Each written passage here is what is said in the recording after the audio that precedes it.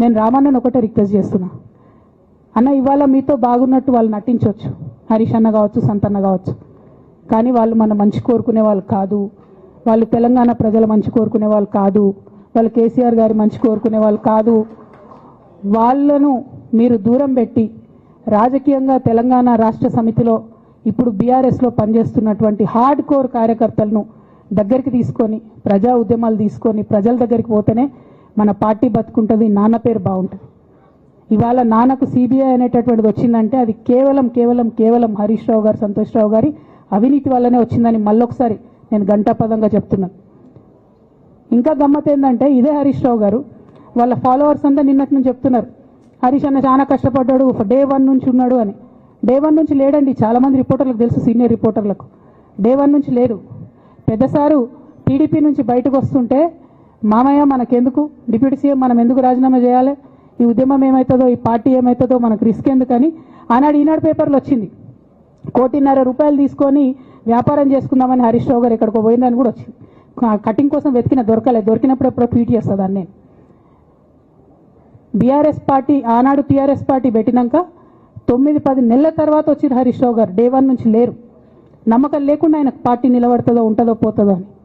Okay అయిపోయింది, రాగానే sir పెద్ద హృదయం కాబట్టి క్షమించిరు, దగ్గర తీసుకున్నారు, ఎమ్మెల్యే కాకముందే మంత్రి ఇచ్చిర్రు, అన్ని రకాలుగా ఆదరించిరు, అన్నీ చేసిండ్రు.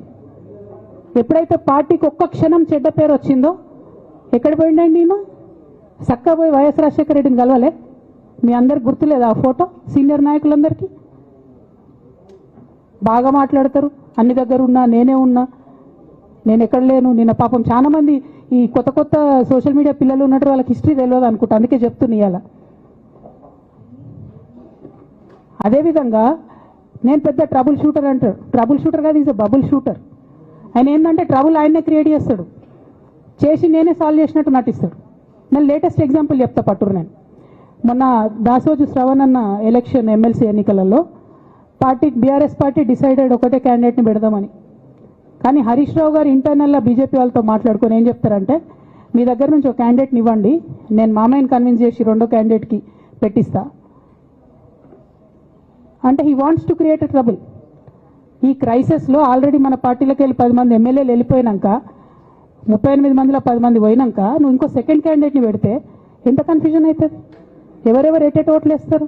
అంటే హార్స్ ట్రేడింగ్కి ఈయన ట్రబుల్ షూటర్ గారు ట్రబుల్ని ఓపెన్ చేస్తారు అన్నట్టు. నాకెందుకో లక్కీగా ఒక బీజేపీ ఎమ్మెల్యే గారు ఫోన్ చేసి, అక్క మరి పెద్దసారి పర్మిషన్ ఉందా హరీష్ అని ఇట్లా అంటున్నారంటే, నేను డైరెక్ట్గా పెద్దసారికే ఫోన్ చేసి నాన్న మరి ఇట్లా అంటున్నారు, మనం సెకండ్ క్యాండిడేట్కి పర్మిషన్ ఇస్తారంటే, nothing doing, only Shravan will get elected, ఎవరు చెప్పారు మీకు అన్నారు. అంటే నేను ఆ విషయం వెంటనే అటువైపు కన్వే చేసిన, లేదండి మాకు అట్లాంటి ఆలోచన లేదు.